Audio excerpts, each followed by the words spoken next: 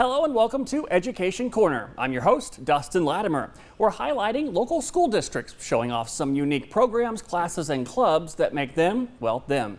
It's the stories you don't see and the things you may not know unless you're part of it. For this episode, we're traveling across the 4 states, visiting Fort Scott, Carthage, and Joplin. But we begin in Fort Scott, home of the Tigers. A career that spans more than 4 decades is now heading in a new direction. After 42 years in education, Destry Brown is saying goodbye to that career for a second time.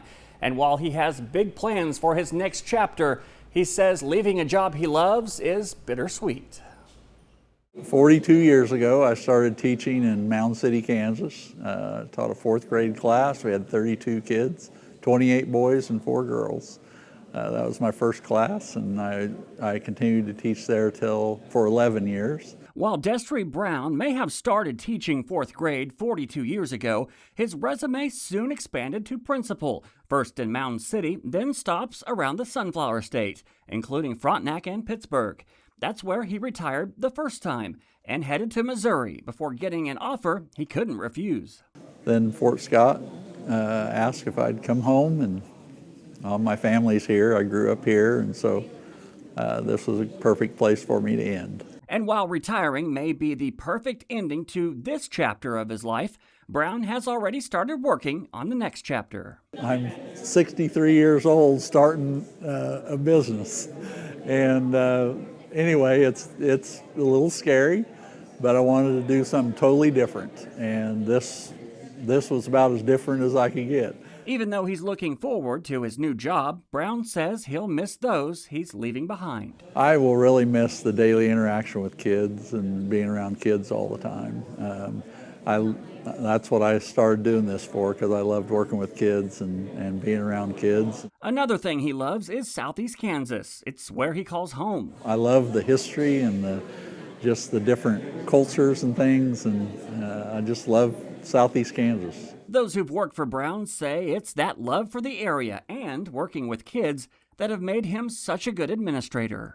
Just how genuine he is and just how connected he is with people. I mean, it's a skill that I don't know if I'll ever be as good, and I hope that I'm half as good by the time my career is over. Zach Johnson will be replacing Brown as superintendent of the Fort Scott School District. Stepping into those shoes, he says, will be a big challenge. He puts his heart and soul into it, and I'm very proud to have learned from him. At Brown's retirement party, it became clear to Johnson that his predecessor is highly regarded in Southeast Kansas. But these people are here because he's connected with them in some way, in some form, and had an impact on them, and that's why they're here tonight, to show their appreciation.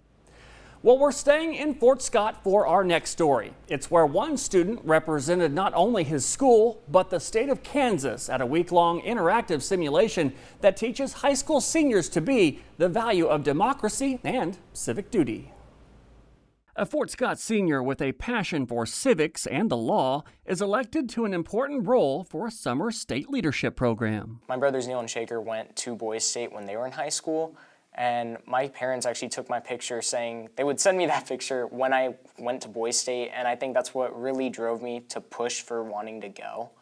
And on top of that, we hadn't really had anyone go to Boys State in the past few years, so I felt like it would be a great way to restart the program with our high school. Representing Fort Scott High School is Raj Gugnani, who recently attended the American Legion Boys State of Kansas. The biggest thing that really made me want to go to Boys State was learning about how our government system works outside of just a classroom. Held on the campus of Kansas State University, Boys State is a week-long interactive simulation teaching high school seniors to be the value of democracy and civic duty.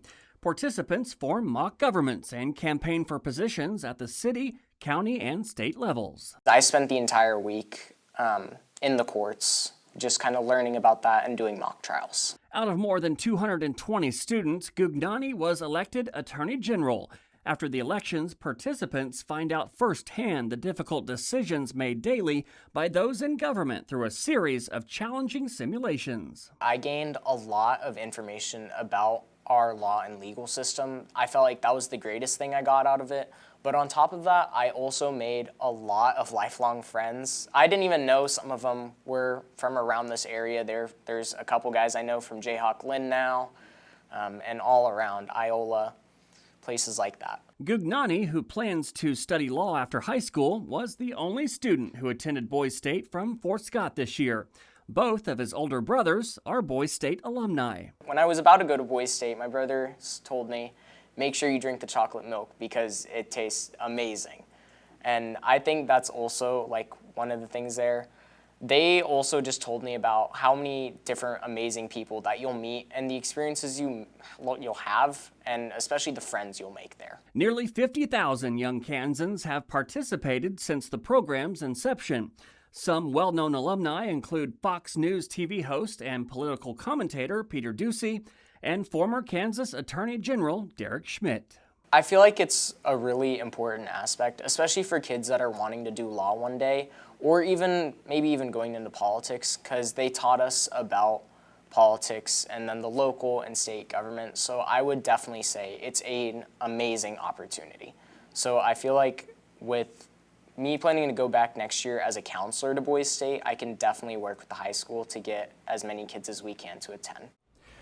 Well, let's head over to Carthage now, where youngsters are heading to the pool. But it's not just for fun. These kids are getting some swimming lessons that could one day save their lives. Youngsters in Carthage are heading to the pool this summer, but for lessons that could one day save their lives.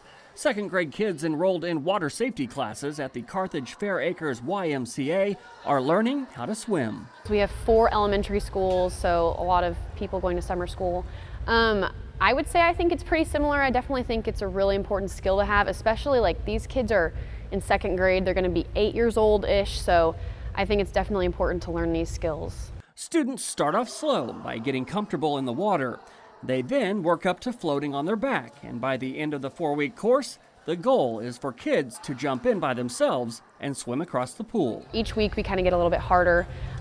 Today we've been doing floating on our back, turning onto your stomach all by yourself, kicking on your own, and then eventually they've been having them jump in and then swim across the pool. The lessons give them the confidence to act, just in case they find themselves in deep water, but literally. You just so you kick your legs and you move your hands so your head doesn't go underwater. I definitely think that by second grade, definitely need to have something like this, and a lot of people don't have opportunities to swim outside of the Y or whenever we had the municipal pool. So I think this is definitely important. It's a life skill to know how to swim, especially in emergency situations. The lessons don't just focus on how to swim, but how to stay safe when around water, because drowning is the largest cause of accidental deaths in children.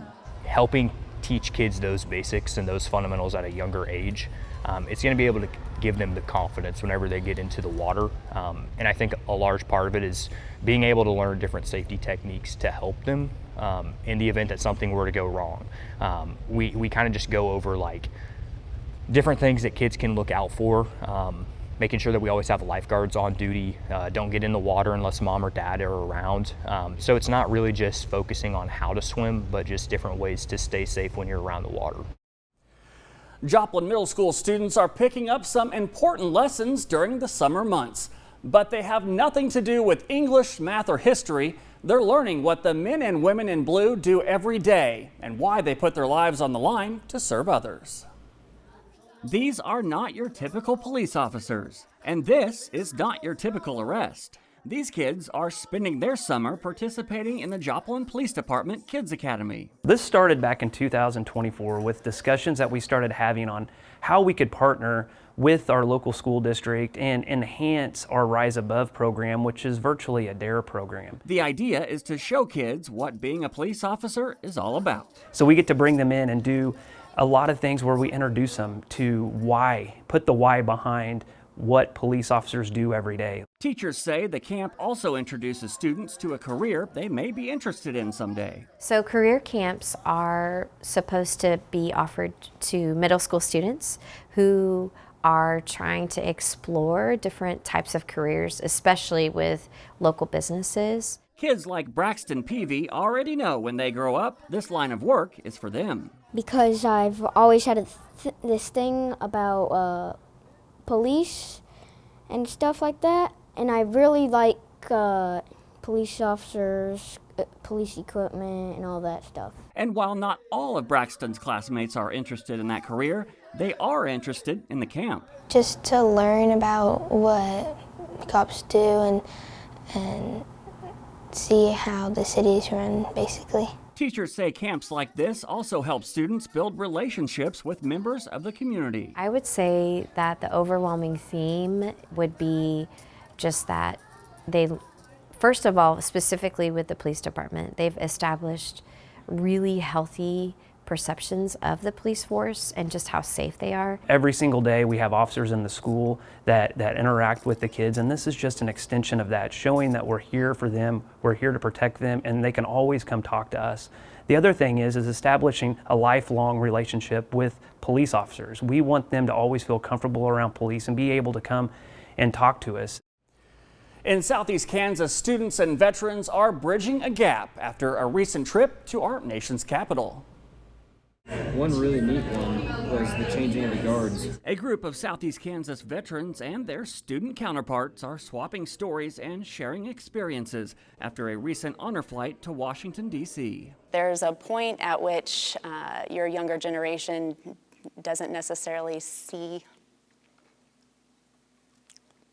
the sacrifice that was made. You know, they don't know how to necessarily honor veterans or to serve, and it's important that we keep that alive. For this particular flight, that was the goal, as 24 students from Fort Scott High School were paired with 24 local veterans for the first ever Fort Scott Flight of Honor. These gentlemen that we get the opportunity to honor on Honor Flight are the fabric of our nation, are the fabric of our story, and we can't forget our story. During the 3-day trip, each veteran was paired with a student companion or guardian. The student guardians wear a lot of different hats. They are emotional support, physical support, sometimes pushing wheelchairs, rolling luggage, you know, tech support in some cases. Both student and veteran, touring major military sites, museums, national monuments, and war memorials together. Once they understood, like, we're carrying your stuff, we are taking care of you, this is as easy on you as we can make it. Once they accepted that, I think that's when the bond really got strengthened. The guardian that I had, her name was Grace, and she wouldn't let me carry anything. If it was just a small bag there or something like that, I could tote around. She wouldn't let me do it. She did it all. The guardians get to know their veteran, and then they also watch the veteran interact and share memories and stories with other veterans. So it's a fantastic experience, I think, for the guardians as well. Fort Scott High School math teacher Amy Harper worked to organize the trip. She says that gave veterans and their guardians the opportunity to share in a once-in-a-lifetime experience. Just watching these students meet the needs of our veterans emotionally, physically, listening to their stories, hearing history. It's literally live history, you know, it's not just history in the books. When we read about it in school, it's just the overview of the whole thing. It's what happened. But when you get to hear these stories, you kind of remember that it's very human. And you get those really big human stories, and it's just made such an impact on me. This particular honor flight helped foster new friendships and helped close the generation gap. We probably call twice a week, maybe, and it varies. But he's, invited me to go fishing, and he wanted me to teach him how to golf a little bit, because I golfed all 4 years of high school. I think we tend to be around people our age, and we don't learn about the other things and the other stories. But when you do reach out and have a connection with someone whose life experiences were totally different from yours, it changes your perspective. That will do it for this episode of Education Corner. Thank you for joining us on our tour across the 4 states, where students are helping to bridge the generational gap, where dedication to learning lasts a lifetime. Until next time, because education is always right around the corner.